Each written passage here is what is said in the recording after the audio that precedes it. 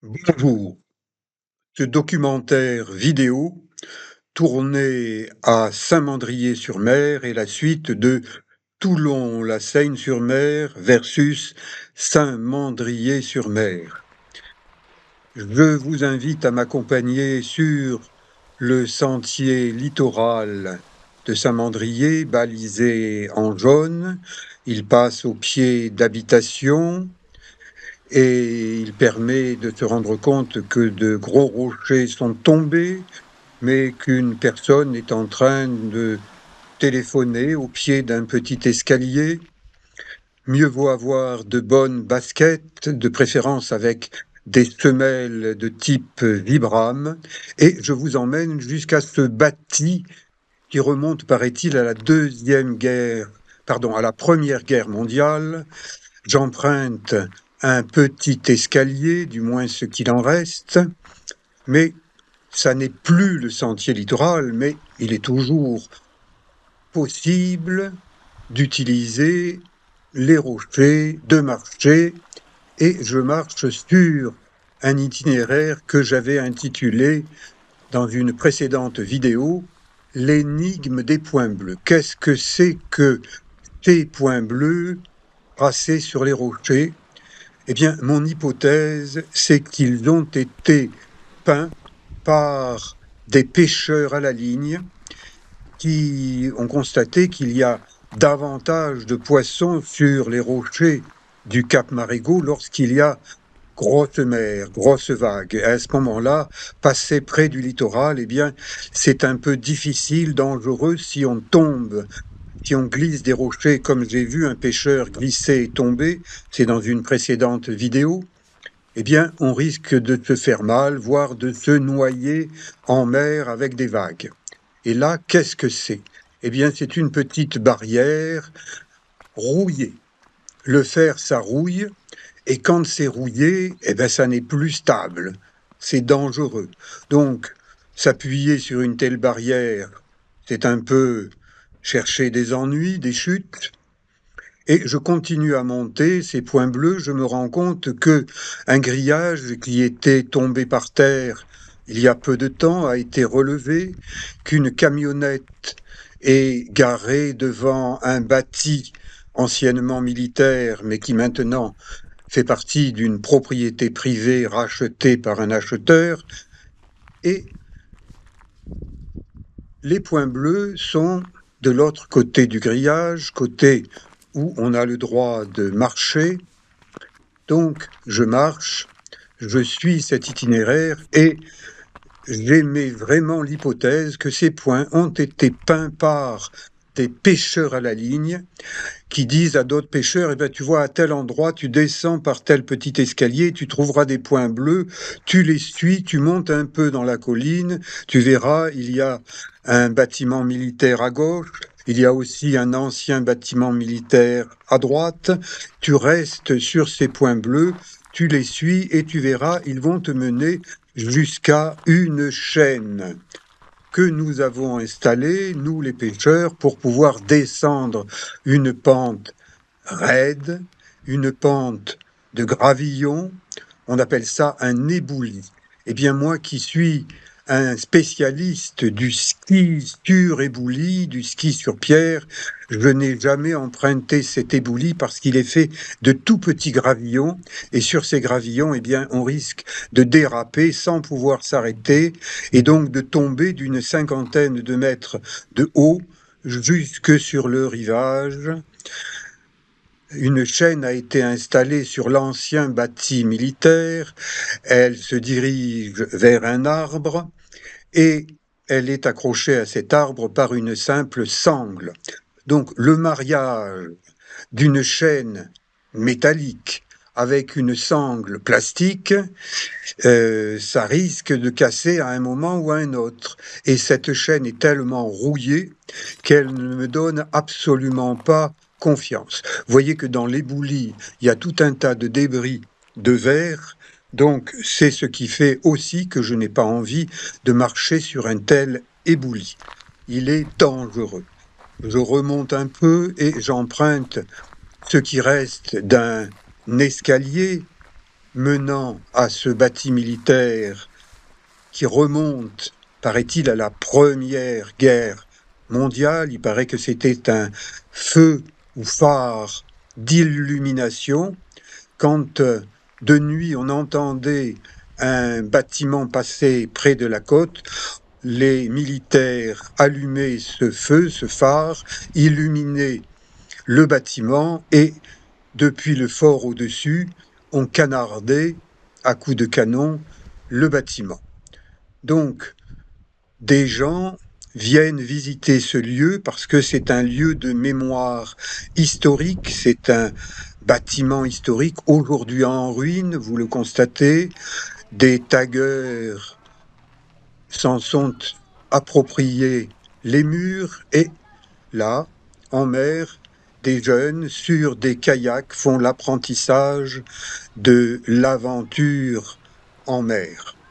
Donc on appelle ce type de bâtiment urbex et ils s'en donnent à cœur joie, les amateurs de bombes,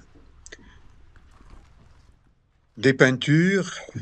Je vous signale qu'en début d'année, il y avait sur un autre bâti militaire un graffiti, une caricature intitulée Gilles Vincent menteur, que j'ai filmé, que vous pouvez retrouver sur l'une de mes vidéos.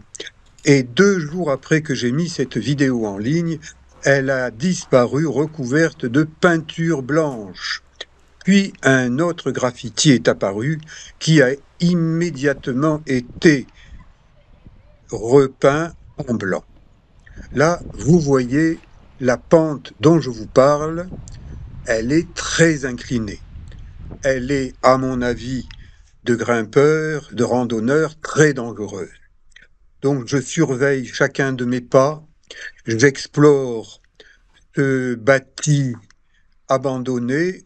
Il n'y a aucun panneau qui indique accès interdit. Donc, on le voit, je dis qu'est-ce que c'est? J'ai envie d'y aller. Eh ben, j'ai vu des gens, j'ai vu papa, maman et les enfants, j'ai vu des bandes de jeunes, j'ai vu des adultes de différents âges qui grimpaient jusqu'à ce bâti. Et c'est vrai que on a une vue panoramique superbe sur la rade des Sablettes et le massif du Cap-Sissier. Si vous ne connaissez pas le massif du Cap-Sissier, j'y ai consacré de nombreuses vidéos. J'y vais depuis que je suis tout gamin, je me régale. Au sommet, il y a la chapelle de Notre-Dame-du-Mai qui est ouverte tous les jours pendant le mois de mai. Et vous pouvez la découvrir avec mes vidéos. Toutes mes vidéos sont gratuites. Ça, c'est un morceau de la façade de ce bâti qui tombe en ruine. Vous voyez, elle est tombée. Et je marche avec précaution parce que ça n'est pas plat, c'est incliné, c'est une marche en dévers. Et vous avez intérêt à avoir de bons réflexes, c'est-à-dire à travailler votre proprioception musculaire. Je parle avec des termes de kinésithérapeute, puisque je suis un kinésithérapeute depuis plus de 50 ans et que je continue à exercer la kinésithérapie à Toulon en méthode Mézières. Ça, c'est une chaîne.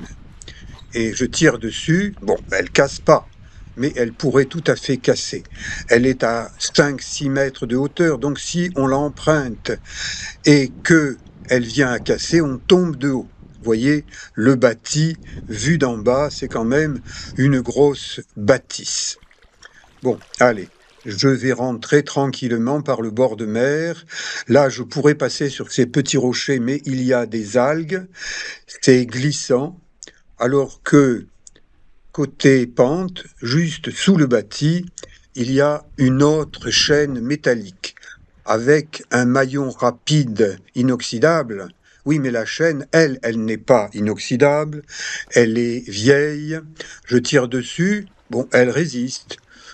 Elle est un peu mouligasse. Pour moi, ça n'est pas une chaîne qui a été tendue par des grimpeurs, mais là encore tendue par des pêcheurs qui, lorsqu'ils reviennent, n'ont pas envie de remonter la grande pente dangereuse.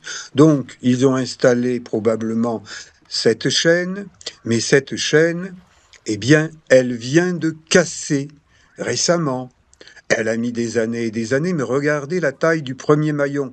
Il est complètement bouffé par la rouille, il va casser. Donc, si parce que vous voyez une chaîne, vous vous dites « Ah, il y a une chaîne, c'est sécurité, je tire dessus », eh bien, vous tirez et vous tombez. Et si vous tombez là, eh bien, vous tombez en mer.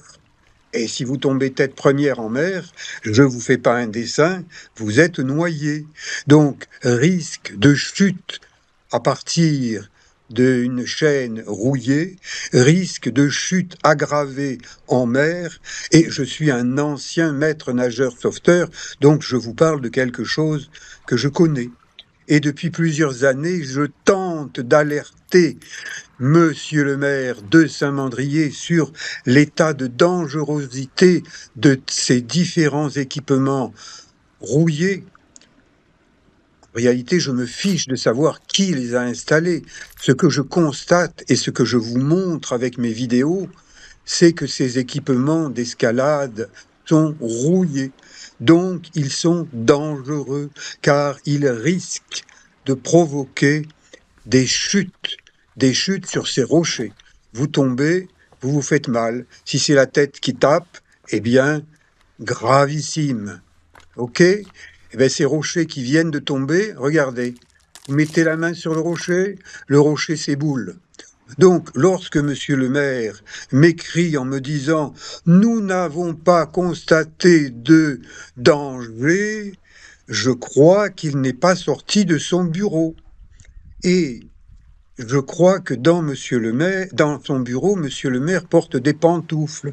Bon, bien sûr, c'est de l'humour. Mais mon humour ne plaît pas à monsieur le maire et il m'a attaqué en justice.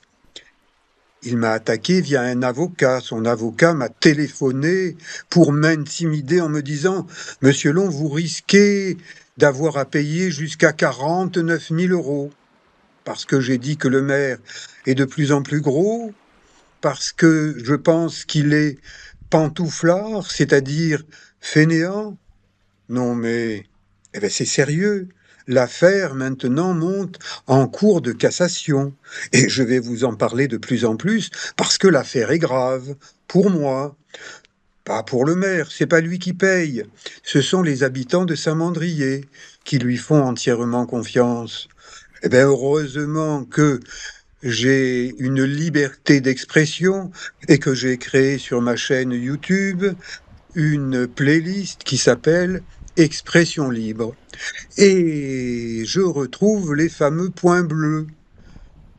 À nouveau, je suis cet itinéraire et qui me ramène vers le petit escalier que je remonte et je rejoins le sentier littoral. Donc, quelque part, mon hypothèse, elle tient debout.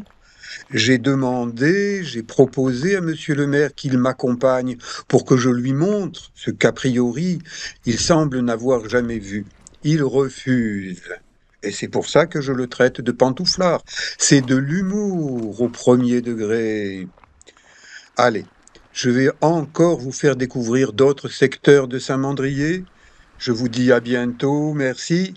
Allez, ciao.